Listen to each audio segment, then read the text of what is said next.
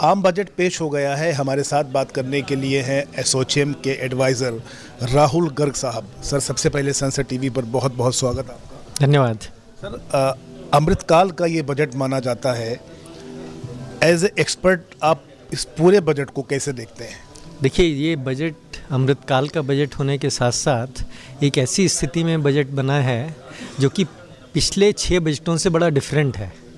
वो ऐसे कि this is the first time this is a budget of A कोalition government, but despite that इतना अच्छा लगा बजट सुन के कि जैसे पुराने 6 बजट एक्सलेंट थे उसी तरह ये भी बजट एक्सलेंट था in terms of its delivery both for tax matters and non-tax matters.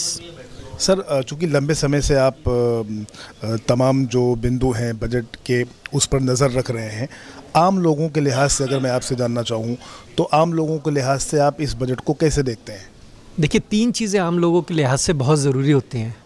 एक तो महंगाई, उसका बोझ ना उनके शरीर पे पड़े, उनके बजट पे ना पड़े।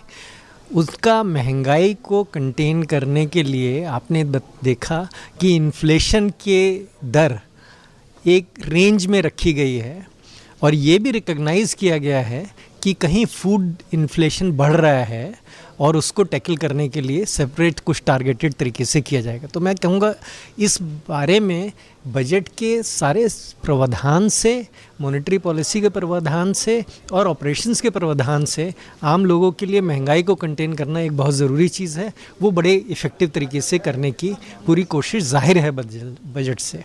दूसरी बात कहूँगा आम लोगों के लिए कि देश की अर्थव्यवस्था में सुदृढ़ता आनी चाहिए, और देश की अर्थव्यवस्था में सुदृढ़ता यहाँ पर इतनी ज़्यादा एपरेंट है कि एक छोटा सा भी अर्थशास्त्र का स्टूडेंट समझ सकता है कि हमारा फिस्कल डेफिसिट का टारगेट 5.1 था और हमने क्लोज़ किया 4.9 पे। कोविड के बाद रिजिलियंस ऑफ इकोनॉमी को देखते हुए, इंटरनेशनल मार्केट में जियोपॉलिटिकल कॉन्फ्लिक्ट को देखते हुए ये रिमार्केबल चीज़ थी जिससे अर्थव्यवस्था बहुत सुदृढ़ होने की साफ इंडिकेशन मिलता है। तीसरी चीज़, आम आदमी को लगता है कि मुझसे टैक्स कम से कम लिया जाए, और टैक्स के बारे में जो वित्त मंत्री ने कहा कि नए टैक्स रिजीम में, जो कि पहले ही अट्रैक्टिव था, उन्होंने बताया कि काफ़ी लोगों ने नया टैक्स रिजीम फॉलो किया है क्योंकि ये अट्रैक्टिव था।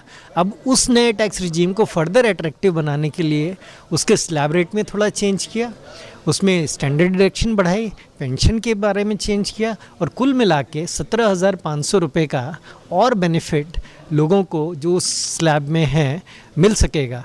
तो आम आदमी के लिए महंगाई के हिसाब से, एक सुदृढ़ इकोनॉमी के पार्ट होने के हिसाब से और अपना टैक्स रेट कम होने के हिसाब से, I would say it gets full marks. Sir, इस बजट में ख़ास चीज़ ये भी देखी गई है कि युवाओं का खासा ध्यान रखा गया है। 1 करोड़ युवाओं को इंटर्नशिप कार्यक्रम से जोड़ा जाएगा और जो 500 टॉप कंपनीज़ हैं उनमें उनको इंटर्नशिप दिलाया जाएगा और साथ में जो स्टाइपेंड है वो भी दिया जाएगा। ये बहुत ही अच्छा कार्यक्रम है। जैसा आप समझ सकते हैं कि हम लोग भी जब कॉरपोरेट में काम करते रहे तो हमने ये देखा कि लोग बाग पढ़ के आते हैं लेकिन वो कॉरपोरेट में काम करने लायक नहीं होते। उनको कॉरपोरेट में काम करने के लिए काफ़ी फिटमेंट, एडजस्टमेंट की ज़रूरत होती है, सिर्फ कॉरपोरेट कल्चर को ही समझाने के लिए और समझने के लिए। ये 1 करोड़ लोग जो पढ़ लिख के अगर इंटर्नशिप करके कॉरपोरेट्स में ट्रेन हो जाएंगे तो मेरा ख्याल इसको जब हम कहते हैं रेडी स्टॉक हो जाएगा। ये लोग एम्प्लॉयमेंट के लिए ऐसे तैयार होंगे कि कॉरपोरेट उनको तुरंत एब्जॉर्ब कर पाएगा और वो भी कॉन्फिडेंटली कॉरपोरेट में कंट्रीब्यूट कर पाएंगे, जो नेशन बिल्डिंग के लिए भी अच्छा है, उनकी पर्सनल लाइफ और लाइवलीहुड के लिए भी अच्छा है, और अनएम्प्लॉयमेंट तो इससे दूर हो गई होगा। सर, देश के प्रधानमंत्री नरेंद्र मोदी लगातार विकसित भारत की बात करते रहे हैं और उनका सपना है कि 2047 तक ये राष्ट्र विकसित भारत की शक्ल में तब्दील हो सके। आपको लगता है कि ये बजट जो पेश किया गया है इसमें विकसित भारत की तस्वीर दिखती है? मेरे हिसाब से विकसित भारत की तस्वीर दिखती है, सारे बजटों में दिखी और इसमें भी दिखती है, और उसका साफ इंडिकेशन इस बात से मिलता है कि infrastructure, tax rates, stable policies और इंटरनेशनल मार्केट में क्या हो रहा है, उन सब चीज़ों को ऐसे समावेश किया गया है कि भारत की आत्मनिर्भरता दिन पर दिन बढ़ती रहे। आप ये देखिए कि फॉरेन कंपनीज़ का टैक्स रेट भी कम कर दिया 40% से 35%। उनके ऊपर इक्वलाइजेशन लेवी लगा था वो भी हटा दिया। उनको सर्टेनिटी देने के लिए ट्रांसफ़र प्राइसिंग में भी कुछ नए चेंज होने जा रहे हैं। तो फॉरेन इन्वेस्टमेंट को भी अट्रैक्ट करने के लिए उतनी ही कोशिश की जा रही है जितनी डोमेस्टिक इन्वेस्टमेंट और डिमांड को अट्रैक्ट करने के लिए और प्रून करने के लिए की जा रही है। तो मेरे ख्याल से विकसित भारत के लिए जितनी भी चीज़ों की ज़रूरत है, intellectual power, healthy India and with infrastructure around you, सब चीज़ों के लिए इसमें पूरी तरीके से प्रावधान है।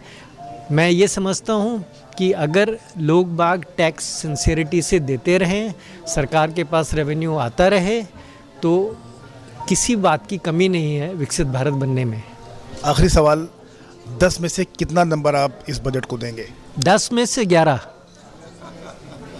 That is my sincere coming from the heart, that I don't think not even a team, multiple teams you put together who may be the experts in the subject globally could come out with anything better than this. तो आपने देखा कि जिस तरीके से budget पेश किया गया है, राहुल गर्ग साहब का साफ मानना है कि चाहे वो आम आदमी हो, मध्यम वर्ग हो या फिर कॉरपोरेट्स हों, उन सब का ख्याल इस बजट में रखा गया है। और देश के प्रधानमंत्री नरेंद्र मोदी का जो सपना है और जो विज़न है विकसित भारत को लेकर के, उसकी भी साफ तस्वीर इस बजट में दिखाई देती है। कैमरामैन सुधांशु के साथ मोहम्मद फातेह टीपू, संसद टीवी।